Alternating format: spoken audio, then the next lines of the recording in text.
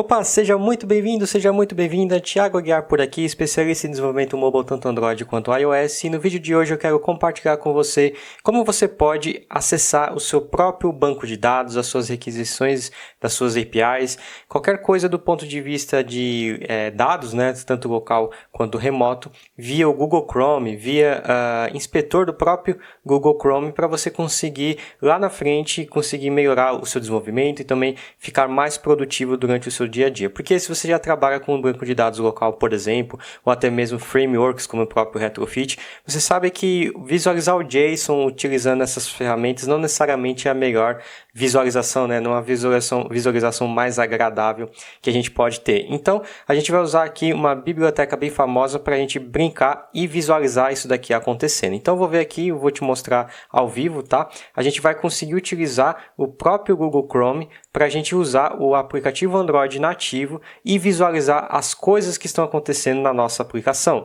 Por exemplo, eu tenho aqui um banco de dados local usando o SQLite convencional e aqui eu tenho as minhas tabelas no meu banco SQLite. Eu também consigo fazer algumas operações nesse banco e no final do vídeo você vai ver isso daqui acontecendo, tá? Então, já deixa o seu gostei, já deixa o seu like, se você ainda não é inscrito no canal também, já se inscreve, já ativa as notificações para o YouTube te recomendar mais vídeos sobre desenvolvimento Android ou iOS que eu venha criar aqui pelo canal, beleza? Então, vamos para a parte prática do vídeo. Então, a biblioteca que a gente vai utilizar é uma biblioteca desenvolvida pelo próprio time do Facebook, que é a famosa Stato, né? Ou até mesmo algumas pessoas chamam de estetoscópio, né? Para investigar mesmo a fundo a sua aplicação.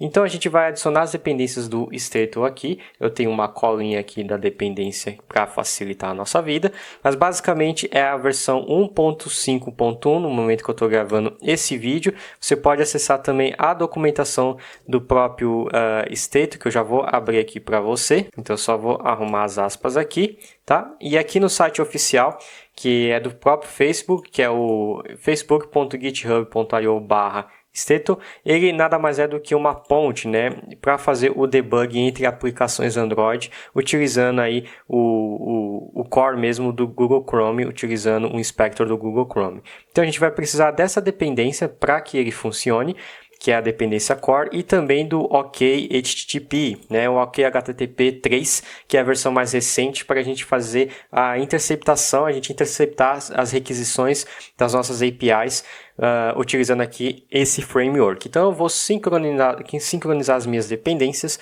Depois de sincronizar as dependências, a gente vai precisar ativar a internet, né, verifique se esteja ativada a sua internet, senão não vai funcionar.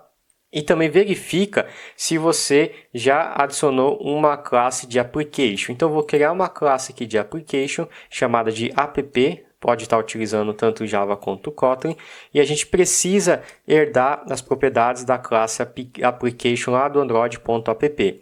Depois, sobrescrever um método onCreate para inicializar a nossa biblioteca do Stato. Então, a gente vai dar aqui, initialize with defaults, e a gente vai passar aqui o padrão para ele já inicializar esse framework. Depois de ter feito isso daqui e você já ter criado o seu banco de dados, eu não vou mostrar necessariamente como criar um banco de dados aqui, porque não é o intuito dessa aula, mas supondo que você já tem um banco de dados, você já tem uma estrutura de base de dados na sua aplicação local storage, a gente vai rodar a aplicação agora para a gente começar a inspecionar ela pelo Google Chrome. Então a gente vai abrir o Google Chrome agora.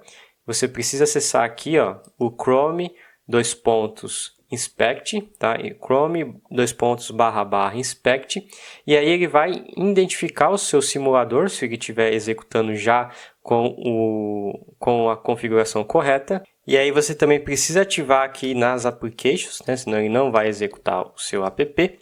E aí, voltando lá no nosso Google Chrome, ele vai identificar aqui a sua aplicação que está em execução. Então, você vai clicar aqui no Inspect e ele vai abrir o inspetor do próprio Chrome. Então, a gente pode visualizar várias coisas. Por exemplo, a gente pode visualizar os elementos da hierarquia de views do próprio simulador que está rodando ali, né, na nossa aplicação ao vivo. As requisições APIs a gente vai ver aqui depois. E por hora eu vou dar uma olhada aqui na parte de Resources, onde eu tenho um Web SQL, onde está o meu banco de dados, que é esse aqui de baixo. O de cima foi um teste que não funcionou, mas é o de baixo que eu vou estar utilizando. Então, eu tenho uma base de dados com uma única tabela, por enquanto, chamada de item. item, e aqui dentro eu posso executar comandos SQL. Então eu vou pegar aqui, ó, select asterisco from item e dar um enter, e eu já consigo executar o próprio comando SQL, que vai facilitar muito a nossa vida aqui para criar as aplicações utilizando um SQLite, um ROM,